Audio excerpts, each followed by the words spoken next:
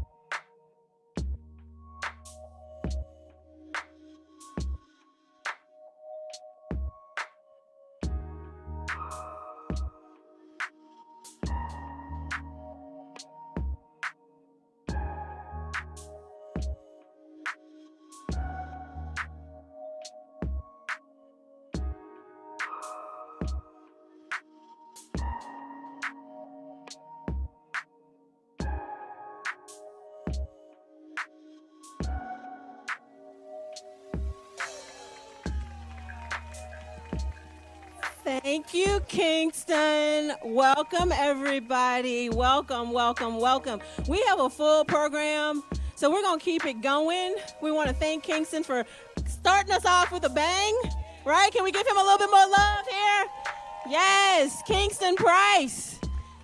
Again, my name is Jennifer Wells. I'll be helping to MC tonight. Oh, okay. Before I get any further, Kingston has a gift. Because, see, here's one thing I know about West Virginia. I chose West Virginia. West Virginia also chose me. And the reason that happened is because the giving spirit and the giving soul of the folks that keep this state running. This is what West Virginia really is. So Kingston came with gifts for all of us. Not everybody's going to be able to get one, but some lucky person out in this audience will. So Kingston has some T-shirts. I'll let him toss it out. I will also continue. All right. We're going to toss a couple out. Let it go. Woo! Who's got one next? Who's coming in? You all are going to want these T-shirts 20 years from now when you can say, Kingston touched this T-shirt and threw it to me. There you go. All right. So as Kingston continues to toss his T-shirts, all right, you got another one? You might want to send over this side. I'm going to keep us moving along. Woo! I see a whole nother group of folks that are joining in this solidarity. Welcome, New Georgia Project. Welcome, New Georgia Project. Welcome to West Virginia. Because what? West Virginia's got something to say too, though. All right now. All right. So I want to give a few housekeeping tips before I invite the next speaker up. We actually the state legislature, the building itself is open for folks that would need to use the restroom. They only ask that you go into the security points, which are actually around this courtyard on both this side and on that side. So if folks that need to use the restroom you can just walk around to the security doors of the legislature and you should be able to enter with no problem. I also wanted to say that we love our Capitol complex and we want to make certain that it stays as beautiful as we found it. And so there are receptacles all across the area that we're in. Please use them. And also there is food and there is water. I know y'all smelt it when you came in. The fantastic Them Two Brothers, I absolutely love this barbecue, is offered over on my left side, which I think is stage right. I'm not good with theatrics, but stage right. All right, I'm good. Okay, so I'm going to bring the next speaker up because we're going to keep this party rolling. Let me just say the lineup today is inspirational. It is warming. It is inspiring. All the words. I'm actually at a loss for words for who is showing up today and showing out today from West Virginia. So my first speaker that's going to kick us off, where is Miss Irvin? Where is Miss Shakira Irving? I welcome Shakira up. She is my sister from the Southern County, from Mercer, from Bluefield. And I know she got something to say, so I'm just going to hand this mic over. Hello, everybody. My name is Shakira Irvin. I am a proud organizer with Our Future West Virginia. I am from Bluefield, which is the blackest city in West Virginia. This past legislative session and this state house behind you, when we were discussing how the black community in West Virginia had been disproportionately impacted and devastated by COVID, one of the legislators referred to black communities in West Virginia as imaginary. He thought that the fact that black communities would even exist in this state is just something made up. And when he said it, it reminded me of a quote from the novelist Ralph Ellison. He said, "I am invisible, you understand, simply because people choose not to see me." And we in this state, the black community in this state knows what it's like to feel invisible. We have seen on the state and on the federal level legislation be proposed, legislation be passed that refuses to see us, refuses to see our needs. It refuses to see the disparities in health care, in education, in wealth. It refuses to even see or acknowledge our history and all the parts that we have played in American history, because black history is not a divisive topic, it is American history. However, in November, thanks to some of our people from the New Georgia Project, whether they wanted to see us or not, black voters showed up. And we showed out. And now they are trying to still not see it. They are trying to make us invisible again through these type of legislation designed to suppress our vote. And in this redistricting cycle, there are state houses all over this country that are sitting down trying to figure out, how are we going to minimize the vote of the black community? How are we going to chop or pack their districts to water down their votes? Well, today I come from Bluefield, and I want everyone to know that West Virginia black communities are not imaginary, and our black votes matter. And that is the reason why we, along with 75% of other West Virginians, we support the For the People Act. And we want to let our senator know that the For the People Act and the John Lewis Voting Act, they are not the same, they are not interchangeable, and we need both of them. And we are watching. Most importantly, we are watching. We have been knocking doors, and we have been supporting whether we felt supported for years. But in this cycle, in this year, in this moment, we want to let West Virginia, we want to let the nation, and we want to let Senator Joe Manchin know that black voters matter.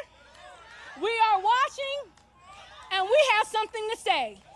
Thank you.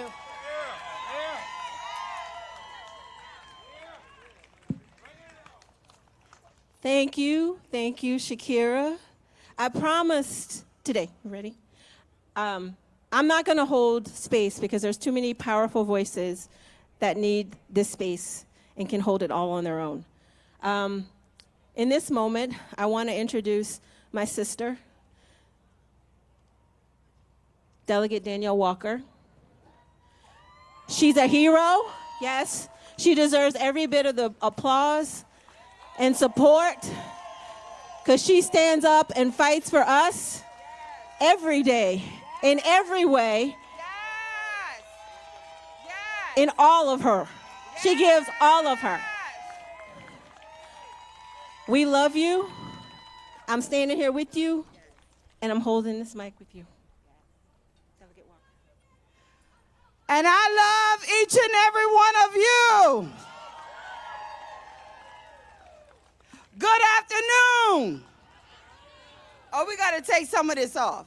Come on, Black Voters Matter. I said good afternoon. I am Delegate Danielle Walker, your only female black public legislator in both houses in the state of West Virginia. Mountaineers are free and we are one. And I stand here today with a heavy heart. I stand here today with my youngest son, Devin Walker, as I gained a heavenly guardian angel on Saturday when my oldest, 23 years young, lost his battle to leukemia. I stand here today because today is his golden birthday. He would have been 24 on June 24th. So we need to give ourselves a round of applause because my King is shining down on each and every one of us today. See, it is because of my kings I put my name on the ballot. See, it's because of my kings I stand uncomfortable. You understand? So I'm going to take my time with this because there's some things that we need to say and there's some things we need to know. We matter and our numbers are great. And when we stand together from across the United States, because I am an American, democracy is for me. I am a patriot. I am a taxpayer. I am a voter. I represent all of my constituents. But I don't want equality no more. That was 2000 late. We stand here today because we want equity. And the suppression and the oppression will no longer be the depression on we the people. All right, black people. We took that freedom ride 60 years ago. You burned our buses. You killed us in the streets. But today we took it to the streets and we took it to the highways and the byways because it's about us. Don't tell me nothing about the power of a black woman. I stand here today. I ain't angry. I am the strength of my ancestors, Ashe.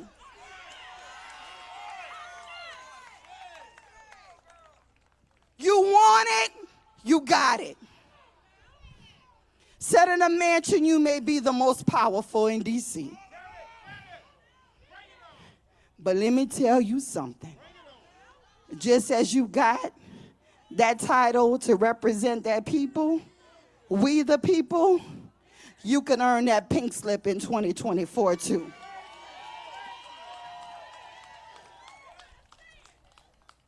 Don't be afraid to register to vote. Vote in every election.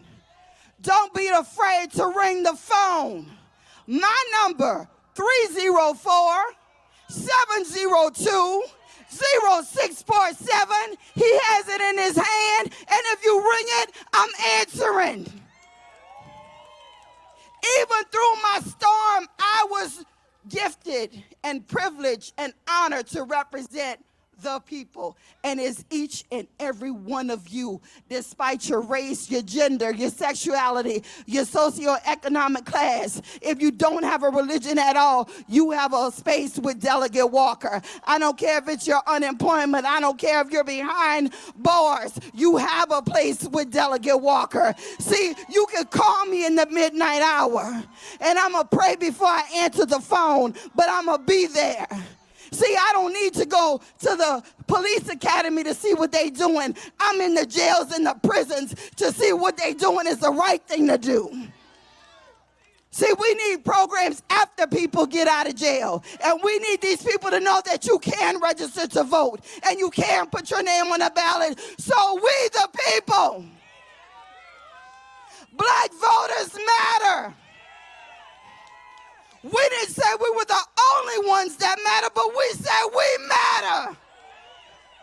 You asked for Stacey Abrams, you have them here in West Virginia. Danielle Walker, Katanya Hart, Jennifer Wells, Shakira Irvin, Crystal Good, Takaya Smith.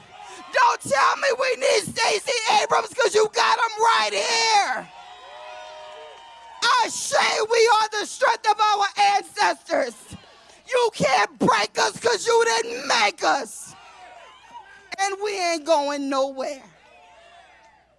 So I stand with each and every one of you. And we're going to do a declaration. It's going to be short today. And after everything I say, we're going to say Black Voters Matter. Because they need to hear us in that building, and they need to hear that we coming on the highways to go to D.C. So we're going to practice on the count of 3. 1, 2, 3, Black Voters Matter. I need y'all to say it from deep down inside. You know, when you was in church on Sunday morning, you understand this is our praise and worship. This is our declaration.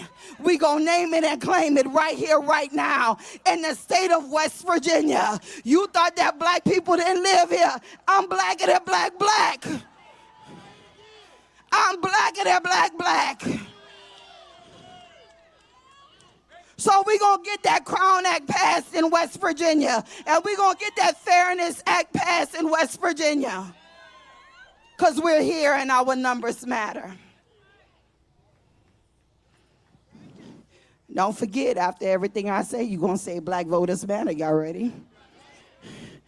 We will register to vote. Black Voters Matter. All right. We're going to put our names on the ballot. Black Voters Matter. We're going to vote in every election. Black Voters Matter. We're going to canvass for every candidate who comes in our neighborhood, and we do the town halls, not them telling us what they're going to do. Black Voters Matter. And we're going to make the folks that we put in office accountable. Because why? Black Voters Matter. Good afternoon. Welcome to Wild and Wonderful West Virginia. I am Delegate Danielle Walker. One love.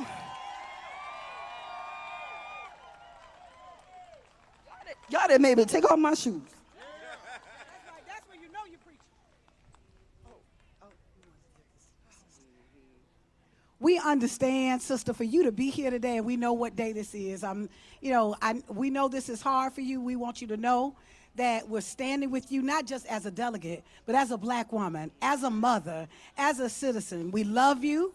We want you to know that we love you, right? We want to cover you with prayer. We want to cover you with good thoughts. We want to cover you and ask love and light. We know this is a difficult challenge, but you to be here and stand in the gap is a testament of your leadership, of your courage, of your resilience, but we want you to take care of you. And thank you both for coming out here today, right? We love you. Let's tell her on the count of 3, we love you. Y'all ready? 1, 2, 3. We love you! Yes. Thank you, sister. Thank you. Thank you so much. Thank you, guys. You got it. I'm sorry about your... Oh, we need a picture. Oh, okay, come on. Oh, we want you in. He like moving. I'm not holding that for you.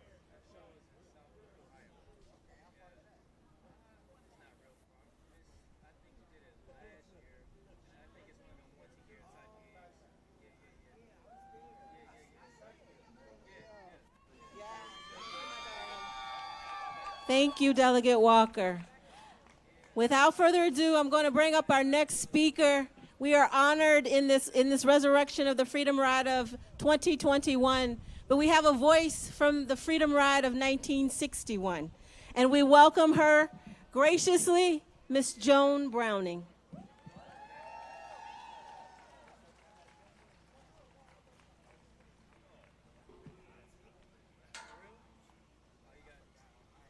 Well, I was originally scheduled to follow my friend from the 60s, Reverend Ron English. I've done that before. I know how to do that. But Delegate Walker, I don't know how to follow her. I should just give her my time and let her carry on. But I bring you greetings, Black Votes Matter Freedom Ride for Voting Rights. Thank you for including West Virginia in your journey. Thank you, too, for remembering the 1961 Freedom Rides. In the 1960s Civil Rights Movement, we sang this song. They say that freedom is a constant struggle. They say that freedom is a constant struggle. They say that freedom is a constant struggle. Oh, Lord, we've struggled so long, we must be free We must be free. 60 years ago, we Freedom Riders challenged a reluctant United States federal government to enforce sacrificially obtained Supreme Court rulings and ICC, Interstate Commerce Commission, orders. White supremacist state governments that elected themselves by refusing the right to vote to African American citizens said of those federal decrees, "You and what army is going to make us?" So 436 of us in 62 small groups were that army. As historian Raymond Arsenault wrote, Freedom Riders appeared to court martyrdom with a reckless disregard for personal safety or civic order. None of the obstacles placed in their way, not widespread censure, not political and financial pressure, not arrest and imprisonment, not even the threat of death, seemed to weaken their commitment to nonviolent struggle. Indeed, one of the most poignant moments in the 2011 documentary about Freedom Riders, U.S. Attorney General Robert Kennedy asked his point man, John Siegenthaler, "Who the hell is Diane Nash?" Kennedy told Siegenthaler to order Diane Nash to end the Freedom Rides. He recalls a phone call that night. "And soon I was shouting, 'Young lady, do you understand what you're doing? Do you understand you're going to get somebody killed?' After a long pause, Diane Nash replied, 'Sir, you should know, we all signed our last will and testament last night. We know someone will be killed, but we cannot let violence overcome nonviolence.' And so it was our custom to write our last will and testament the night before going on the Freedom Ride. We were determined to sit together, even if it cost us our lives." Freedom Riders were arrested in many places and on various charges. On my Freedom Ride, we were told we were being charged with conspiracy to overthrow the government of the state of Georgia. We were kind of disappointed when the charges were changed to refusing to obey a police officer and disturbing the peace. So Freedom Riders were jailed, some for as long as 60 days. Because I was the only white female on my Freedom Ride, I was in jail in a cell all by myself. Many historians are intrigued by the collection of notes we wrote to each other. We wrote on paper towels and toilet paper, and these are in the archives at Emory University. But we won. We were the nonviolent army that took down those white and colored signs that had blighted the walls of many bus and train stations for decades. What put a white Southern woman on the Albany Freedom Ride? Georgia enforced laws that made it a crime for white and black friends to socialize. Nevertheless, Black Payne College drew us together once a year for a weekend called the Student Christian Weekend. I attended the one in 1961. There, I met for the first time black students, and I found I admired them and wanted them to befriend me, which they did. They led me into the sit-in movement, which preceded the Freedom Rides. On my first sit-in demonstration with Payne College students in Augusta, Georgia, the Payne student leader was stabbed in the chest. Watching his blood puddle beneath him on the sidewalk made it clear to me that protesting racial segregation was serious, even deadly business. After my college scholarships were revoked because I worshiped at Wesley Chapel AME Church, I moved to Atlanta and found the Student Nonviolent Coordinating Committee.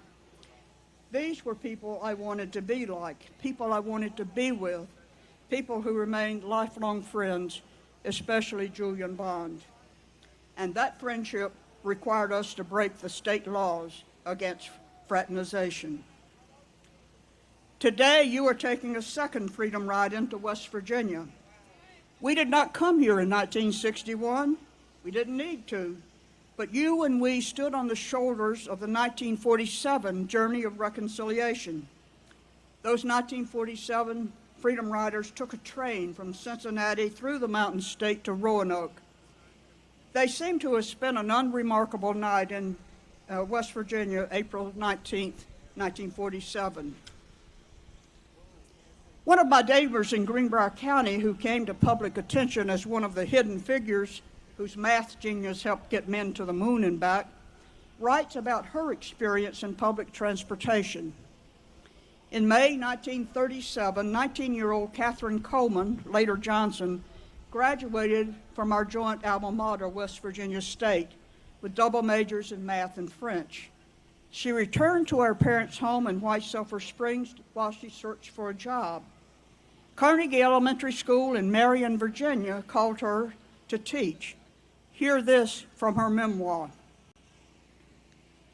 Just before I left, Mama issued this warning. Remember, you're going to Virginia. In our minds, Virginia was the real South. So in other words, she meant, remember your place and act accordingly. I replied flippantly, well, tell Virginia I'm coming.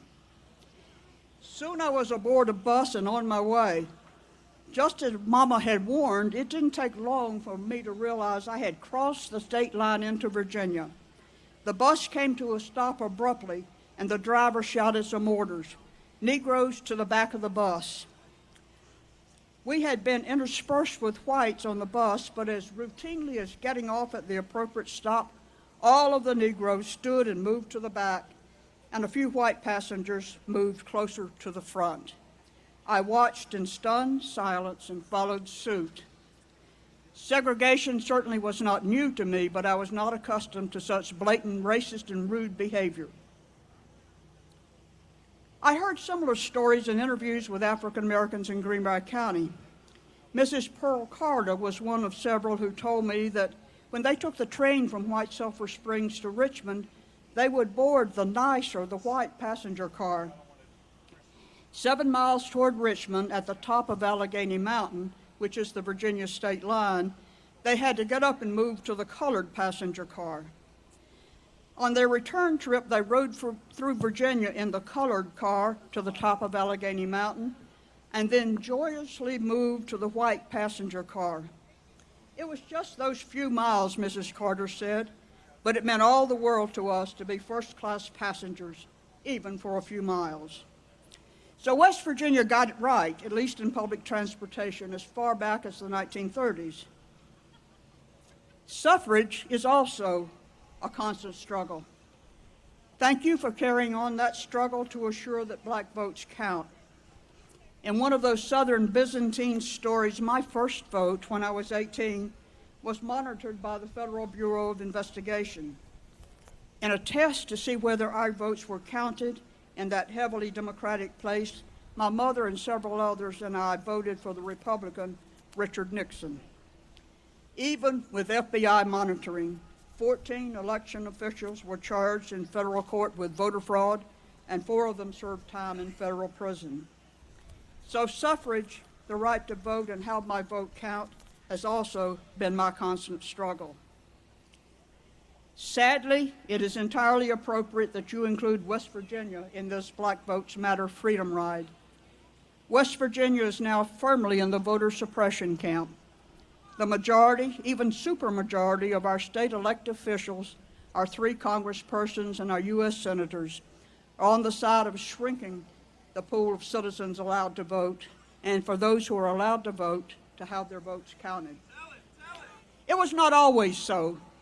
In voting, as in public transportation, for many years, West Virginia provided leadership